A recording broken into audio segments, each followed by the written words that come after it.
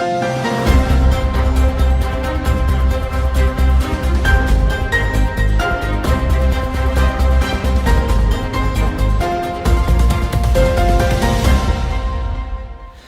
اللہ الرحمن الرحیم۔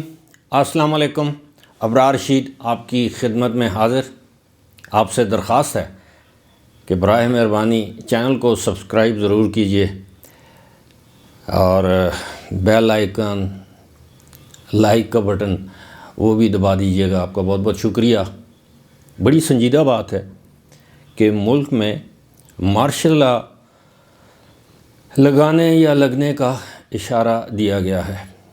یہ اشارہ کس جانب سے آیا ہے، اس کے کیا محرکات ہیں، اس پر بات ہوگی۔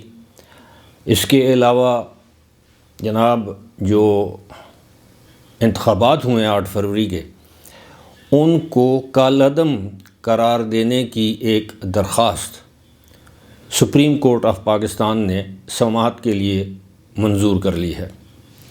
لیکن اس سے پہلے ایک خبر یہ کہ آج مسلم لیگ نون کی رہنماؤں نے عطاء اللہ تارڑ اور مریم اورنگزیب نے ایک پریس کانفرنس کی ہے، جس کا مدعا ایک تو یہ ہے کہ انہوں نے عمران خان پر تنقید کی ہے کہ عمران خان اور ان کی جماعت بار بار امریکہ سے مدد طلب کر رہی ہے، اور مدد بھی انتخابات کے حوالے سے۔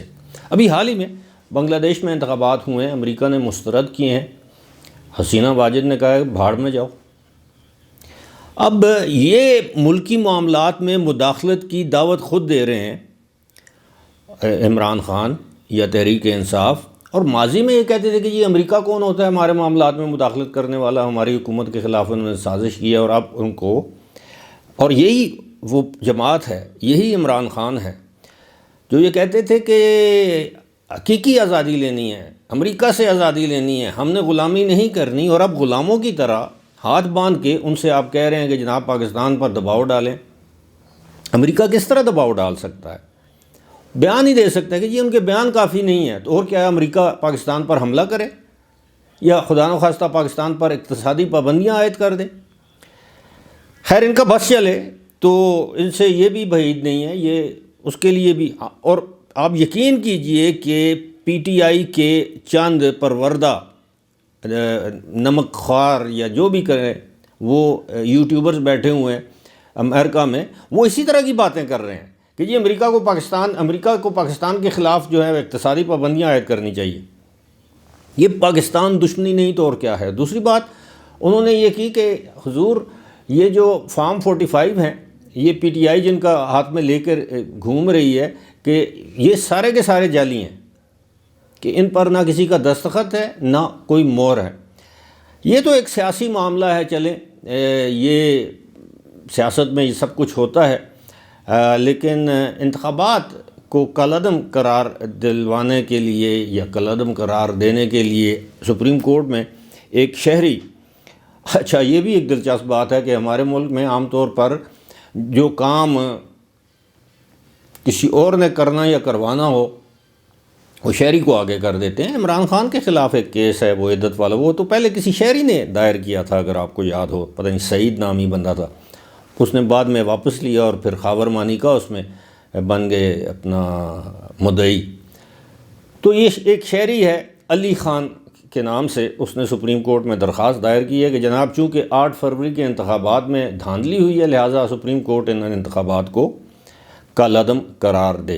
معاملہ چونکہ سنگین نوعیت کا ہے اور فوری نوعیت کا ہے، تو chief justice of Pakistan justice قاضی فائز عیسیٰ نے آج ہی سپریم کورٹ کا ایک 3 رکنی بینچ تشکیل دیا، جس کی سربراہی وہ خود کریں گے۔ اس بینچ میں محمد علی مظہر، جسٹس محمد علی مظہر اور جسٹس مسرت ہلالی یہ اس بینچ کا حصہ ہیں، اور 19 فروری کو اس کیس کی سماعت جو ہے وہ ہوگی۔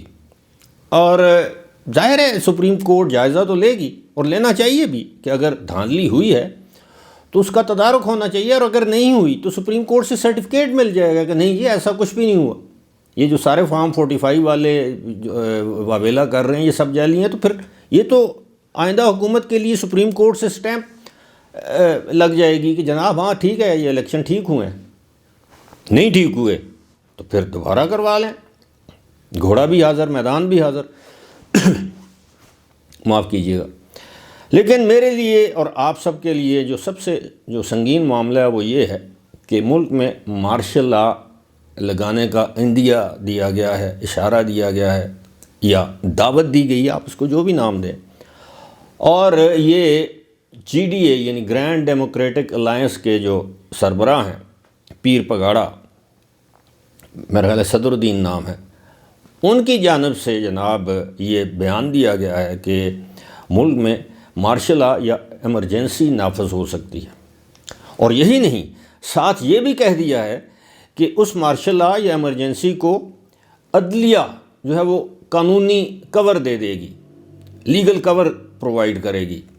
اچھا، یہاں تک نہیں، بلکہ آگے یہ بھی کہہ دیا کہ فوج کو پتہ ہے کہ ہم نے سب کو آزما لیا ہے، تو اب فوج جو ہے وہ مارشل لا لگائے گی۔ اب یہ اتنا سنگین معاملہ ہے کہ اس پر میں سمجھتا ہوں کہ جو آئین کا آرٹیکل 6 ہے، آئین کی دفعہ 6 ہے، وہ لگ سکتی ہے۔ میں کوئی قانونی ماہر نہیں، لیکن یہ مارشل لا کو دعوت دینا بھی، اس کا اشارہ دینا، فوج کو اکسانا کہ جناب فوج نے تو سب کو آزما لیا ہے، تو اب مارشل لا ہی اس کا واحد حل ہے، اور عدلیہ۔ اور میں سمجھتا ہوں کہ سب سے پہلے سپریم کورٹ کے چیف جسٹس قاضی فائز عیسیٰ کو اس بات کا نوٹس لینا چاہیے کہ پیر پگاڑا کو کس نے یہ کہا کہ عدلیہ ایمرجنسی یا مارشل لا کو قانونی تحفظ فراہم کرے گی، قانونی کور دے گی۔ اس حوالے سے ماضی کے فیصلے موجود ہیں کہ اب آئندہ مارشل لا نہیں لگے گا، اور کوئی جج اتنی جرت نہیں کرے گا۔ خیر، ہمارے ججز کا تو کچھ پتہ نہیں لگتا، لیکن کم از کم قاضی فائز عیسیٰ کہ چیف جسٹس ہونے کے دور یا عہد میں ایسا کبھی نہیں ہو سکتا۔ اب یہ جو اس طرح کے جو لوگ ہیں، یہ ان کے جو والد تھے، وہ جو پیر علی مردان شاہ پیر پگاڑا، وہ آپ کو یاد ہوگا، یہ لوگ وہ ضیاء الحق کے دور میں، اور وہ پیشن گوئیاں کرتے تھے کہ جی، اور کھلے عام کہتے تھے، ان کی ویڈیوز آج بھی سوشل میڈیا پر موجود ہیں کہ جناب میں تو فوج کا بندہ ہوں۔ جس طرح شیخ رشید نہیں کہتے میں گیٹ نمبر 4 کا ہوں، وہ کہتے تھے میں تو فوج کا بندہ ہوں۔ اور اس طرح کے جو لوگ ہیں وہ پنپتے ہیں مارشل لاؤں میں۔ جیسے ہوتا ہے نا، بعض اوقات ایسا ہوتا ہے کہ جی کسی گھنے سایہ دار درخت کی نیچے کچھ پودے اگ نہیں پاتے کہ ان کو دھوپ نہیں لگتی، لیکن کچھ ایسے پودے ہوتے ہیں جو مضر ہوتے ہیں، وہ اسی وقت اگ پاتے ہیں جب ایک کوئی گھنا تناور درخت ہو اور اس کے نیچے وہ پنپتے رہتے ہیں۔ ان کا فائدہ کسی کو نہیں ہوتا، کیونکہ دھوپ آ جائے تو وہ مرجھا جاتے ہیں۔ یہ اسی طرح کے لوگ ہیں جو یہ چاہتے ہیں کہ اس ملک میں مارشل لا لگے، اور یہ نہیں سمجھتے کہ ملک میں مارشل لا لگنے کے بعد جو تباہی آئے گی، یہی تمام سیاسی جماعتیں تمام یکجا ہو کر پھر مارشل لا کے خلاف تحریک چلائیں گی۔ جس طرح ماضی میں ہم نے دیکھا ہے جتنے بھی مارشل لا لگے ہیں، بالآخر کیا ہوتا ہے؟ ایک نہ ایک دن ڈکٹیٹر عامر کو تو جانا ہوتا ہے۔ اور دوسری بات یہ ہے کہ صرف پاکستان کی وہ پوزیشن نہیں ہے۔ پہلے مارشل لا جو 2 ہم نے دیکھے ہیں یا بھگتائے ہیں، جنرل ضیاء والا اور پرویز مشرف والا، وہ جنرل ضیاء کے دور میں افغان جنگ شروع ہوگی، امریکہ کو ضرورت تھی پاکستان کی، انہوں نے دھڑا دھڑ ڈالر بھی دیے اور سب کچھ دیا، آپ کو یاد ہوگا۔ اور پھر سارا کچھ کرنے کے بعد اس کا خمیازہ آج دن تک اب بھگت رہے ہیں۔ ہیروئن، کلاشنکوف، دہشت گردی، یہ بھتہ خوری، یہ اس وقت سے، اور بھی کچھ سیاسی جماعتیں بھی اس دور میں بنائی گئی تھی، کچھ مذہبی تنظیمیں بھی اس دور میں بنائی گئی تھیں، جن کو بعد میں کالعدم قرار دینا پڑا۔ اسی طرح جنرل پرویز مشرف کے دور میں وہ 9/11 ہو گیا، وہی جنرل پرویز مشرف جن کے ساتھ اس وقت کا صدر بل کلنٹن ہاتھ میں لانا گوارا نہیں کرتا تھا، لیکن 9/11 ہو گیا تو پاکستان ایک مرتبہ پھر امریکہ کی مجبوری بن گیا، یا پرویز مشرف نے جو کچھ کیا وہ آپ کو پتہ ہے کہ ایک ٹیلی فون کال پہ وہ لیٹ گیا جو کہتا تھا میں کمانڈو ہوں۔ چلیں اللہ اس کی مغفرت کرے، اب وہ اس دنیا میں نہیں ہے۔ تو یہ اس طرح کے جو آج کل کی جو صورتحال ہے حضور، پوری دنیا آپ سے منہ موڑ لے گی. آپ کوئی نارتھ کوریا ہیں، آپ کوئی برما ہیں، آپ اسلامی جمہوریہ پاکستان ہے، ایک ایٹمی طاقت ہے، ایک ایٹمی ریاست ہے. آپ کی امداد بند کر دیں گے، یورپی یونین، امریکن پابندیاں لگا دیں گے، IMF آپ کو امداد نہیں دے گا. اور کب تک چین کے سہارے، سعودی عرب کے سہارے آپ چلیں گے؟ تو ملک کو اگر ڈبونا ہے تو لگائیں مارشل لا. ایمرجنسی، وہ بھی اکنامک ایمرجنسی لگائی جا سکتی ہے، اور دوسری ایمرجنسی بھی لگائی جا سکتی ہے، وہ اس وقت کے ملک میں کوئی انتشار ہو، افراتفری ہو. تو اس طرح کے جو لوگ ہیں، یہ میں سمجھتا ہوں کہ نہ صرف اس پر ISPR کو بھی جو ہے اپنا بیان جاری کرنا چاہیے کہ ہمارا ایسا کوئی ارادہ نہیں ہے. مشکل سے ملک جو ہے جمہوری پٹڑی پر چڑھا ہے. ساتھ والے ملک میں دیکھیں، بھارت میں مارشل لا نہیں لگانا. ہمیں ان کا وزیر اعظم نریندر مودی کتنا ہی برا کیوں نہ، اپنی قوم کے لیے تو وہ ٹھیک ہے، بھارت کے لیے تو وہ ٹھیک ہے. ابھی 2 دن پہلے UAE میں وہ نریندر مودی گئے. آپ یقین کریں کہ وہاں پر جو اس کا استقبال ہوا، ریڈ کارپٹ ویلکم UAE کے صدر جانب سے، وہاں سے انڈین سے خطاب کیا، ایک ٹیمپل جسے کہتے ہیں اس کا جو ہے وہ انہوں نے افتتاح کیا. اس کے بعد کانفرنسز، دبئی میں انڈیا مال، بھارت مال کا افتتاح کر دیا، اور پتہ نہیں کیا کیا. اور $100 بلین کی ان کی ٹریڈ ہو جائے گی. $100 بلین، $100 بلین دونوں ملکوں کی. اور UAE انویسٹمنٹ کر رہا ہے مقبوضہ کشمیر میں. اور یہاں ہمارے سیاستدان، اس طرح کے سیاستدان مارشل لاؤں کو دعوت دے رہے ہیں.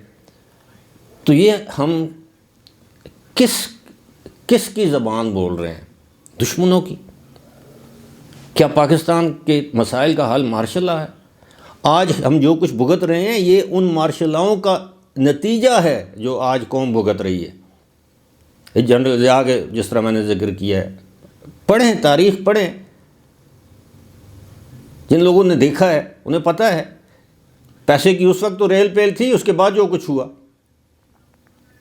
اسی طرح پرویز مشرف کے دور میں 4 آنے کا ترقیاتی کام نہیں ہوا. کہتے ہیں GDP اس وقت یہ تھی، مہنگائی کم تھی. وہ ایڈ آ رہی تھی امریکہ سے دہشت گردی کے خلاف جنگ کے نام پر، اور اس کا خمیازہ وہ دہشت گردی پاکستان کے اندر آ گئی، اور آج دن تک پاکستان بھگت رہا ہے. 80,000 پاکستانی اس میں شہید ہو چکے ہیں، جس میں فوجی جوان بھی شامل ہیں، افسران بھی شامل ہیں، پولیس، سیکورٹی، FC اور سویلینز. مساجد میں بموں کے دھماکے ہوئے ہیں، آرمی پبلک سکول کا سانحہ ہوا ہے. تو یہ ساری چیزیں جو ہیں، یہ سوچنے کی بات ہے. یہ مارشل لاؤں کے نتائج ہیں، خوفناک بھیانک نتائج ہیں. اب آپ اگر یہ سمجھتے ہیں کہ جی مارشل لا لگ جائے گا تو خود پاکستان بچ جائے گا، خدا نخواستہ. ہاں، کوئی ایسی ناگہانی صورتحال پیدا ہو جائے کہ ملک میں انتشار، افراتفری، مار دھاڑ، گراؤ جھلاؤ، یہ وہ، تو پھر فوج کو سٹیپ ان کرنا پڑتا ہے. وہ تو امریکہ کے قانون میں بھی لکھا ہوا ہے، وہاں پر مارشل لا لگایا جا سکتا ہے اگر اس طرح کی صورتحال ہو. لیکن پاکستان میں خدا کا واسطہ ہے. بہرحال جی، یہ گزارشات تھیں جو آپ کی خدمت میں پیش کرنی تھیں. فی الحال مجھے دیجیے اجازت. خدا حافظ.